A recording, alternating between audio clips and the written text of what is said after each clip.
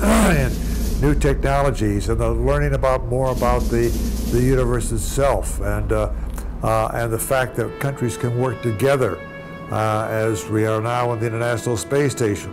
All these things are positive things that the program can bring to bear to allow the world to live in a more closely environment. The technology only really progresses in two ways, either in a wartime where you have to develop technology to survive, or with NASA where we had that technology because we wanted to do something different. And beat the Soviets as well. Last question.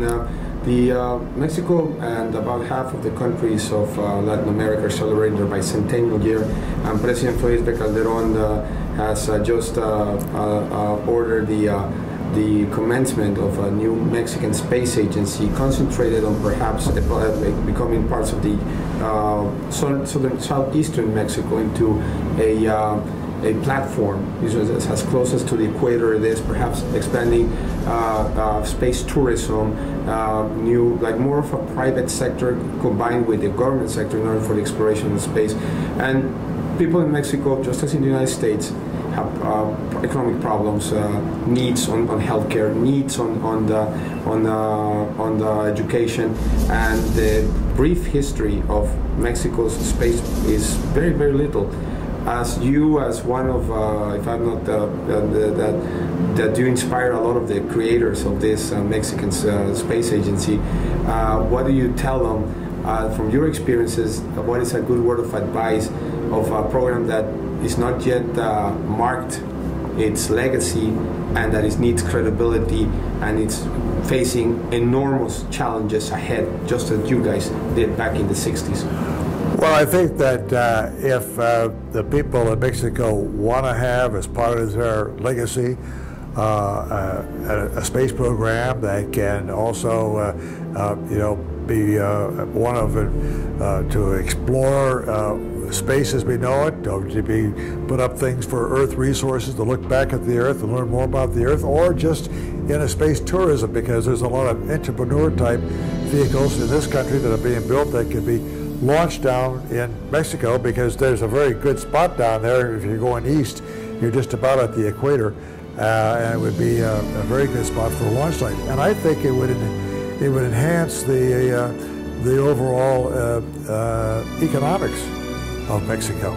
That would bring people down there, more so for a different reason. Now I have to tell you, I've been in Acapulco about 3 or 4 times, and I love that I've been to Mexico City, and it's great from that point of view. But this would also increase maybe the interest in education for young Mexicans to continue on from their high school into colleges, so they could do what a lot of young Americans did when we were in the program, got the enthusiasm to continue on to be engineers and astronomers and all kinds of people like that. So I think that the program would be an advantage, an asset to Mexico. Well, the President of Mexico asked Mr. La Peña and Mr. Flores to give you this bicentennial medal, which is a coin that commemorates our 200 years of independence, and also a very humble plaque, which they're going to provide also to you, officially in just a few seconds. But I wanted to very nice. First shot at you. Mr. De La Peña spent hours craving that with his hand, and also a very nice pin right there. There you go. Oh, I see. This is your the Mexican Space Agency pen? Yeah. It's brand new. I just got myself one as well. Is that right? And of course, they'll make all the nice ceremonies. And AEXA? AEXA. Which is Agencia Espacial Mexicana. Okay. Mexicana. Yeah. They didn't want to put it IMA, I don't know why, but he'll give you the explanation right now. Capitan Lovell, thank you so much. And my pleasure. Could I ask you a personal favor? Sure. I am the proud father of an 8-year-old. Her name is Isabella. And in the interviews I've done in the past, not necessarily because of famous folks, but folks that could give a message for an 8-year-old that, President Obama, President Bush, Larry King have been gracious enough, almost to mention a couple. You will honor me if you could please do the camera directly right here to this camera. Oh. Give say hi to her, and if you could give her an advice that you would give to an 8-year-old little girl. To Isabella? Yes. Isabella, let me just say that, you know, you want to do a good job in school. You want to study hard. You want to be very much a success, whether you're going to go on into science or education or the news media like your father. You have to have a good background. So I always say to the young people, aim for the stars. And we have a friend actually that says that a lot.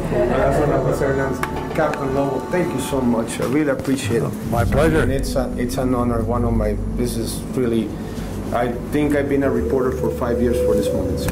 Oh. And you honor me, seriously. Well, thank you. I hope we gave you enough information. No, we did beyond great. And of course, these nice folks want to give you this, and I promise them good pictures, and we'll be out of here in 2 minutes. Oh, wait a second. Let me put this down. Yeah, could you help me with the mic, por favor? Like, just take it.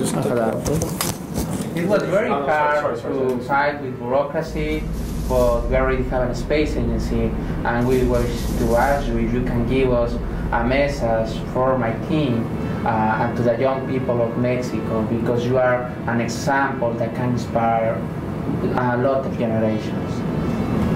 Well, I think since you're just starting out with this new Mexican space agency, that you have to first of all write your mission statement as to really what you want to accomplish. Do you want to do robotic work? Do you want to look back at the Earth? Do you want to maybe get into space tourism somehow to get more people down into Mexico?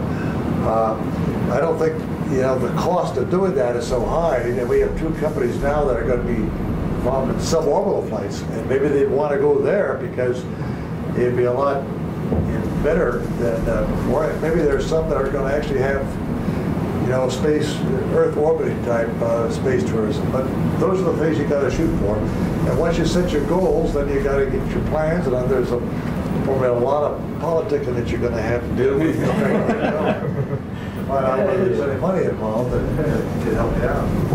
So that my daughter could believe me. Nothing succeeds like success. If you don't try, you'll never find out. Thank you very much. Show us the way.